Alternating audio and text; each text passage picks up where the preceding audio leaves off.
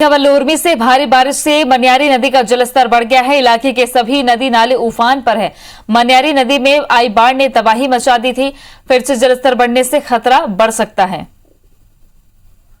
सौरभ जुड़ गए हैं ज्यादा जानकारी के साथ। सौरभ, क्या हालात हैं अभी? जी, निश्चित रूप से तृप्ति, जिस तरह से फिर एक बार मौसम ने जो है करवट बदला है और जिस तरह से लगातार 2 दिनों से इलाके में भारी बारिश हो रही है, भारी बारिश के चलते एक बार फिर मनियारी नदी का जल स्तर जो है वो तेजी से बढ़ रहा है। मैं बता दूं कि लोरमी इलाके से मनियारी और आगर 2 प्रमुख नदियां निकलती हैं और इन दोनों नदियों का जल स्तर फिर एक बार से बढ़ रहा है।